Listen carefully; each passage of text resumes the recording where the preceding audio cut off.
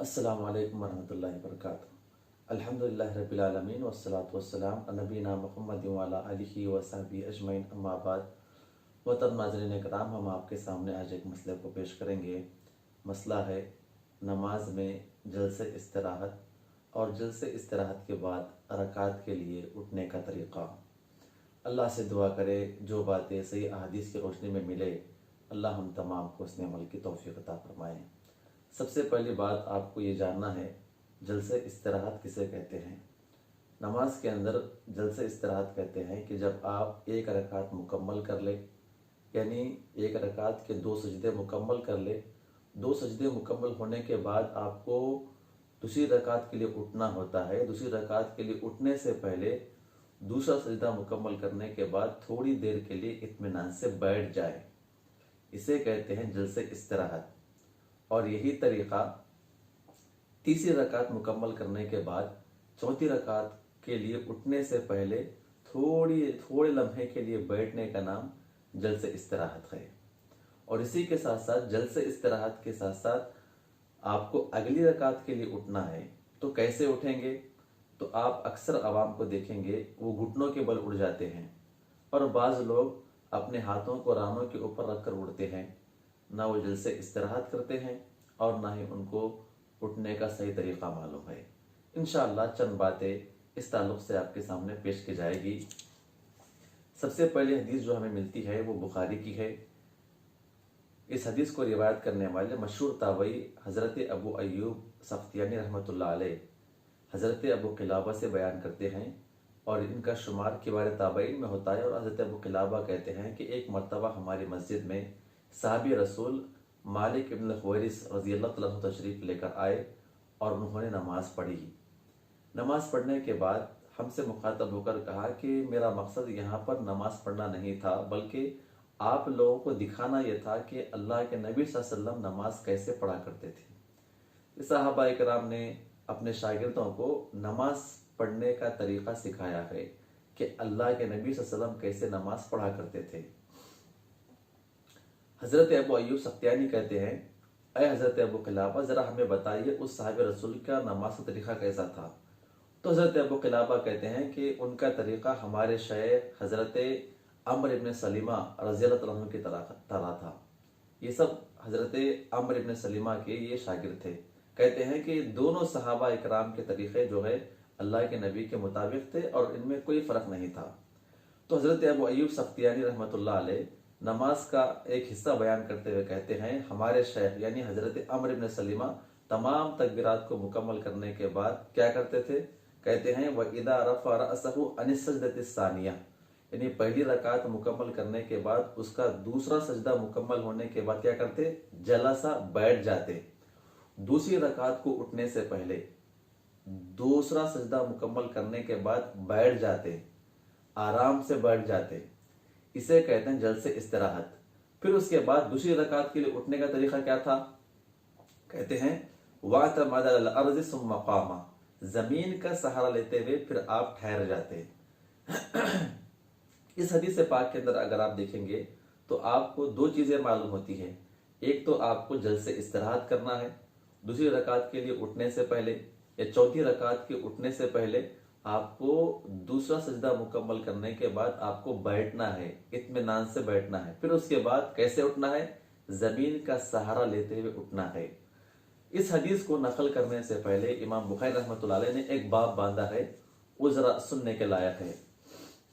बाब है बाबु कैफ़ यअतमिदु अलल अर्ज़ि इज़ा क़ाम मिन अर्रकअ। उन्होंने इस हदीस पाक को नकल करने से पहले जो बाब बांधा है उसका तर्जुमा यह है कि इस बात का बयान कि जब एक नमाजी नमाज पढ़ेगा तो रकात के लिए जमीन का सहारा कैसा लेगा। उन्होंने ये बाब बांधा और इस बाब की तशरीह करते हुए हाफिज इब्न हजर रहमतुल्लाह अलैह फतुल बारी के अंदर नकल करते हैं कि सजदे और तशहुद से उड़ते हुए जमीन का सहारा लेना चाहिए। सजदे यानी पहली रकात मुकम्मल होने के बाद दूसरी रकात के लिए, तीसरी रकात मुकम्मल होने के बाद चौथी रकात के लिए, और तशहुद अगर आप मुकम्मल कर लिए हैं तो फिर आपको तीसरी रकात के लिए कैसे उठना है? अपने हाथों का सहारा लेते हुए जमीन के ऊपर अपने हाथों को टेक कर उठना चाहिए। ये बाब की तशरीह करते हुए हाफिज इब्न हजर रहमतुल्लाह अलैह बयान फरमाते हैं। फिर उसके बाद इमाम शाफी रहमतुल्लाह अलैह अपनी किताब के अंदर इस हदीस पाक को नकल करने के बाद कहते हैं कि मैं हर उस शख्स को इस बात का फतवा देता हूँ, इस हदीस पाक को मद्देनजर रखते हुए, जो शख्स नमाज अदा करता है उसको चाहिए कि वो नबी की इत्तिबा करते हुए वो रकात के लिए उठे या तशहुद से उठे, उसको चाहिए कि वो जमीन का सहारा लेकर उठना चाहिए। ये चीज अल्लाह के नबी सल्लल्लाहु अलैहि वसल्लम की सुन्नत से साबित है और मुसल्ली नमाज पढ़ने वाले के लिए मुफीद है, और इससे बढ़कर ये आजिजी व इनकिसारी तवाज़ु के लिए बिल्कुल करीब तर है। उसके बाद कहते हैं कि इसके अलावा जितने भी तरीके लोगों ने ईजाद किए हुए हैं वो मेरे नज़दीक मकरूह है।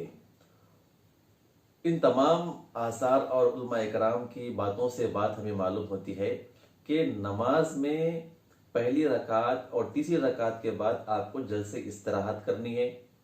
फिर उसके साथ साथ अगर आपको उठना है पहली रकात के बाद दूसरी रकात के लिए, या तशहुद के बाद तीसरी रकात के लिए, या तीसरी रकात के बाद चौथी रकात के लिए अगर आपको उठना है किसी भी रकात के लिए, तो क्या करना है, अपने हाथों का सहारा लेते हुए उठना है। यही नबी, सहाबा, ताबईन, तबे ताबईन और मुहद्दिसीन का तरीका था। इसके अलावा और दो हदीस पाक हमें मिलती है जो कि मुसन्नफ इब्न अबी शैबा की है। अजरक बिन कैस, ये भी ताबई है, बयान करते हैं, रअयतु इब्न उमर रज़ी अल्लाह तआला अन्हुमा यनहज़ फ़िस सलाती व यअतमिद अला यदैहि। देखिए इस असर के अंदर, इस हदीस पाक के अंदर बिल्कुल वाज़े हाथों का जिक्र है। अजरक इब्न कैस कहते हैं कि मैंने साहबी रसूल हजरत अब्दुल्ला इब्न उमर रज़ी अल्लाह अन्हुमा को नमाज पढ़ते हुए देखा, वो नमाज में रकात के लिए उठते तो अपने दोनों हाथों का सहारा लेकर उठा करते थे। एक और रिवायत है जो कि खालिद इब्न महरान नकल करते हैं कि रअयतु अबा क़िलाबा वल हसन अल बसरी रहमहुमुल्लाह यअतमिदानी अला ऐदीहिमा फ़िस्सलाह। हजरत खालिद इब्न महरान कहते हैं कि मैं दो बड़े किबार ताबईन को, हजरत अबू क़िलाबा और हसन बसरी रहमहुल्लाह को नमाज पढ़ते हुए देखा। वो नमाज के अंदर अपने दोनों हाथों का सहारा लेकर वो उठा करते थे। देखिए इन तमाम अहादीस और आसार, ताबईन, तबे ताबईन के अखवाल से हमें बात मालूम होती है कि अगर आपको नमाज पढ़ना है तो पहली और तीसरी रकात में जलसे इस्तराहत करना है, और रकात के लिए आपको उठना है चाहे पहली रकात से दूसरी रकात के लिए क्यों ना हो, और तशव्वुद से तीसरी रकात के लिए क्यों ना हो, तीसरी रकात मुकम्मल करने के बाद चौथी रकात के लिए क्यों ना हो, तो आपको जमीन के ऊपर अपने हाथों को टेक कर जमीन का सहारा लेते हुए आपको उठना है। इसके बरखिलाफ बाज लोगों ने, मुखालिफिन ने, जो जलसे इस्तराहत को नहीं मानते हैं और इस उठने के तरीके को नहीं मानते हैं, उन्होंने कई हदीसें हमारे सामने पेश की है। सबसे पहली बात आप ये जान ले कि जितने भी दलाइल वो लोग पेश करते हैं वो सब के सब ज़ईफ है या तो शाज़ व नादिर है। आइए मैं आपके सामने एक दो पेश करता हूँ। पहली हदीस जो कि अबू दाऊद की है, हदीस के रावी हजरत वाइल इब्न उजर बयान करते हैं, रअयतु नबी सल्लल्लाहु अलैहि वसल्लम इज़ा सजदा वज़ा रुकबतैहि क़ब्ल यदैहि व इज़ा नहज़ा रफ़ा यदैहि क़ब्ल रुकबतैहि। ये साहबी रसूल कहते हैं कि मैंने अल्लाह के नबी सल्लल्लाहु अलैहि वसल्लम को फरमाते सुना, जब आप सजदा करते तो सबसे पहले अपने घुटनों को टेकते। अक्सर लोग ये अमल करते हैं, हाथों को टेके बगैर घुटनों को टेकते हैं। वइज़ा नहज़ा रफ़ा यदैहि क़ब्ल रुकबतैहि, और जब आप नमाज के लिए उठते तो सबसे पहले अपने हाथों को उठा लेते और घुटनों के बल उठते। इस हदीस को नकल करने के बाद मुहद्दिसीन कहते हैं कि ये हदीस की सनद ज़ईफ है। इस हदीस के रावी शरीक बिन अब्दुल्ला काजी जो कि मुदल्लिस है, और ये अपने शेख से रिवायत को साबित करने में नाकाम रहे हैं। और इमाम बैहक़ी रहमतुल्लाह अलैह ने सुनन कुबरा के अंदर इस हदीस पाक को नकल करने के बाद कहा कि यह हदीस हद दर्जे की ज़ईफ है। इसके अलावा एक और रिवायत है, वही सहाबी बयान फरमाते हैं, वाइल कहते हैं कि वइज़ा नहज़ा रुकबतैहि वअतमद अला फ़ख़िज़िहि। वो कहते हैं कि प्यारे नबी सल्लल्लाहु अलैहि वसल्लम जब नमाज में उड़ते तो अपने घुटनों के बल उड़ते और अपने हाथों को अपने रानों के ऊपर रखकर उठा करते थे। ये अमल भी अक्सर लोगों के अंदर में पाया जाता है। इस हदीस के ताल्लुक से मुहद्दिसीन कहते हैं कि इस हदीस की सनद में इनक़िता है। इमाम नबवी और दीगर मुहद्दिसीन का इस बात पर इजमा है कि इस सनद के अंदर एक रावी है अब्दुल जब्बार इब्न वाइल, जो कि अपने वालिद साहब से सनद को साबित करने में नाकाम रहे हैं, जिसकी बिना पर यह हदीस ज़ईफ है। और बाज़ लोग ये भी कहते हैं कि प्यारे नबी सल्लल्लाहु अलैहि वसल्लम जो है आखिरी उम्र में किया करते थे, जो कि बात गलत है। अल्लाह के नबी सल्लल्लाहु अलैहि वसल्लम, सहाबा इकराम, जिसका मैंने आपके सामने हदीस पाक पेश की है, सहाबा इकराम में हज़रत मालिक इब्न खुवैरिस, अम्र इब्न सलीमा, इब्न उमर रज़ी अल्लाह अन्हुम अजमाइन और दीगर ताबईन में हज़रत अबू क़िलाबा, हज़रत अबू अय्यूब सख्तियानी और हसन बसरी रहमहुमुल्लाह और दीगर मुहद्दिसीन और ताबईन का इस बात पर अमल रहा है कि नमाज के अंदर पहली और तीसरी रकात के बाद जल्से इस्तिराहत करना है, आराम से चंद लम्हों के लिए बैठना है, फिर उसके बाद रकात के लिए आपको उठना है, चाहे पहली रकात से दूसरी रकात के लिए क्यों ना हो, तशव्वुद से तीसरी रकात के लिए क्यों ना हो, तीसरी रकात मुकम्मल करने के बाद चौथी रकात के लिए क्यों ना हो, तो आपको अपने हाथों का सहारा लेते हुए उठना चाहिए। उम्मीद कि यह मसला वाज़ेह हो गया हो। अल्लाह से दुआ है अल्लाह हम तमाम को नेक अमल करने की तौफीक अता फरमाए। आमीन। अस्सलामु अलैकुम वरहमतुल्लाहि वबरकातुहू।